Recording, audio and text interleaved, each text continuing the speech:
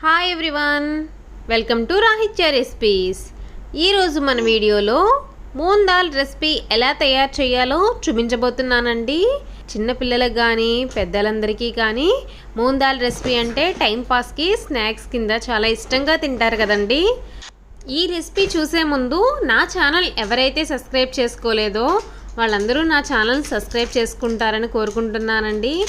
ఇంకెందుకండి ఆలస్యం, మూంగ్ దాల్ ఎలా తయారు చేయాలో చూసేద్దాం రండి. చూడండి, నేనైతే 1 కప్పు పెసరపప్పు తీసుకున్నాను. మీ ఇష్టం అండి, ఎంత క్వాంటిటీ కావాలంటే మనం ఎంత పెసరపప్పు తీసుకోవచ్చు. ఒక బౌల్తో 1 కప్పు పెసరపప్పు తీసుకుని అందులో వాటర్ వేసి నేను 4-5 టైమ్స్ నీట్గా వాష్ చేసేసానండి ఈ పెసరపప్పుని. చూడండి ఎలా వాష్ చేశానో. ఇలా నీట్గా మనం పెసరపప్పుని అనేది ఎక్కడ ఏమీ లేకుండా నీట్గా ఫస్ట్ మనం ఇలా 4-5 టైమ్స్ వాష్ చేసుకోవాలి. ఇలా వాష్ చేసుకున్న తర్వాత ఒక 4-5 అవర్స్ మనం నీట్గా నానబెట్టుకోవాలండి. పెసరపప్పు ఎంత బాగా నానితే మూంగ్ దాల్ అనేది మనకి అంత చక్కని టేస్టీగా వస్తుందండి. 5 అవర్స్ నానిన తర్వాత ఈ పెసరపప్పుని ఇందులో వాటర్ అంతా కూడా తీసేసుకోవాలండి. ముందుగా మనం ఈ వాటర్ అంతా ఈ జల్లెడలో పోసి నేను వాటర్ అంతా తీసేసానండి. చూడండి, వాటర్ ఎక్కడా లేకుండా ఇలా జల్లెల్లో పోసాను. అలా పోసినట్లయితే మనకి వాటర్ అనేది ఎక్కడా లేకుండా ఉంటుంది. ఒక వైట్ కాటన్ క్లాత్ తీసుకుని దాని మీద నేను ఈ పెసరపప్పుని నీట్గా ఆరబెడుతున్నానండి. ఇలా ఆరబెట్టుకున్నట్లయితే మన మూంగ్ దాల్ అనేది చాలా చక్కగా వస్తుంది. ఎండలోనే అవసరం లేదండి, ఫ్యాన్ కింద ఆరబెట్టేయచ్చు. జస్ట్ మనకి ఒక 15 మినిట్స్ 30 మినిట్స్ సరిపోతుందండి ఈ పెసరపప్పు ఆరడానికి. ఎక్కడ వాటర్ లేకుండా నీట్గా ఇలా ఆరబెట్టుకోవాలి. చూడండి, నేను ఎలా అయితే ఆరబెట్టానో అలా ఆరబెట్టుకోవాలి. 30 మినిట్స్ తర్వాత చూడండి ఎలా వచ్చిందో పప్పు. ఇదిగోండి, ఇలా ఆరిపోవాలి నీట్గా. వాటర్ అంతా కూడా నీట్గా ఆరిపోయిందండి. పొడి పొడిలాడుతూ ఉంది పప్పు. చూడండి, అసలు మన చేతికి అంటుకోవట్లేదు. ఇలా చక్కగా ఆరిపోతుందండి. ఫ్యాన్ కింద ఆరబెట్టుకుంటే సరిపోతుంది. ఇప్పుడు నీట్గా ఆరబెట్టుకున్న పప్పునంతా కూడా ఒక బౌల్లో వేసుకుంటున్నానండి. ఇలా ఒక బౌల్లోకి వేసుకోవాలి.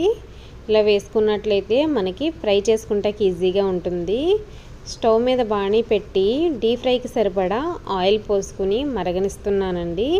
ఇప్పుడు దీంట్లో జాలి గిన్నె తీసుకున్నానండి. ఈ జాలి గిన్నెలో మనం వేపుకున్నట్లయితే పెసరపప్పు అనేది చాలా చక్కగా నీట్గా మనం ఈజీగా వేపేసుకోవచ్చండి. చూడండి, ఇందులో వేసి పెసరపప్పు కొంచెం కొంచెంగా వేసి వేపుతున్నాను. మధ్య మధ్యలో ఇలాగా మనం కలుపుకుంటూ ఫ్రై చేసుకోవాలండి. ఎందుకంటే మళ్ళీ మాడిపోతూ ఉంటాయండి. పెసరపప్పు కదండి, చాలా తొందరగా మాడిపోతుంది. కాబట్టి మనం లో ఫ్లేమ్లో పెట్టుకుని చాలా జాగ్రత్తగా నీట్గా వేపుకోవాలి. మీ దగ్గర ఇలాంటి జాలి గిన్నె లేకపోతే చిన్న చిన్న అప్పకలు లాంటివి ఉంటాయి కదండి, దాంతో కూడా మనం నీట్గా వేపుకోవచ్చు. చూడండి, చక్కగా వేగుతుంది. ఇలా లో ఫ్లేమ్లో పెట్టుకొని స్లోగా వేపుకోవాలండి. మనం హైలో పెట్టినట్లయితే కనుక మనకి పెసరపప్పు అనేది మాడిపోతుంది. కలర్ అనేది కూడా చేంజ్ అయిపోతూ ఉంటుంది. కాబట్టి లో ఫ్లేమ్లో పెట్టుకొని కొంచెం కొంచెంగా ఈ జాలి గిన్నెలో వేస్తూ వేపుతున్నానండి. ఇలా కలుపుతూ ఉండాలి. చూడండి, పెసరపప్పు ఎంత చక్కగా వేగిందో. ఇది మనకి ఆయిల్ అనేది బాగా లాగుతుందండి కొంచెం. చూడండి, చక్కగా వేగింది. దీన్ని మనం ఒకసారి ఇలా విరిపినట్లయితే ఇలా ముక్క అవ్వాలండి. మనకి ఇలా ముక్కలైతే కనుక పెసరపప్పు అనేది చాలా చక్కగా వేగినట్టు. వేగుతూ ఉన్నప్పుడే మనం మధ్యలో ఇలా ఒకసారి విరిచి చూడాలండి పెసరపప్పు వేగిందో లేదో. మనం నీట్గా కింద టిష్యూస్ పేపర్స్ వేసుకుని దాని మీద వేసుకుంటే కనుక పెసరపప్పు అనేది ఆయిల్ అంతా కూడా నీట్గా లాగేస్తుందండి మనకి. అప్పుడు మనం తినడానికి చాలా చక్కగా ఉంటాయి మూంగ్ దాల్ అనేది. చూడండి, వేగిందో లేదా అనేది ఇలా విరుచుకుంటే మనకి తెలుస్తుంది. అప్పుడు మనం వేగింది అనుకుని తీసేసుకోవచ్చు. పెసరపప్పు వేగిందో లేదో తెలుసుకోవడం కొంచెం కష్టమే కదండి, అందుకని మనం మధ్య మధ్యలో అలా చూసుకుంటూ ఉండాలి. చూడండి ఇది చక్కగా ఫ్రై అయిపోయింది. ఇప్పుడు దీన్ని మళ్ళీ టిష్యూ పేపర్లోకి వేసేస్తున్నాను. ఇలా టిష్యూ పేపర్స్లోకి వేసేసుకోవాలండి. మిగిలిన పెసరపప్పు కూడా ఇదిగోండి ఆయిల్లో వేసి నేను ఇలాగా ఫ్రై చేస్తున్నాను. ఇలా నీట్గా మన దగ్గర ఉన్న పెసరపప్పు అంతా కూడా లో ఫ్లేమ్లో పెట్టుకొని ఇలా కలుపుకుంటూ ఫ్రై చేసుకోవాలండి. అంతేనండి, మూంగ్ దాల్ అనేది చేయడం చాలా చాలా ఈజీ అండి.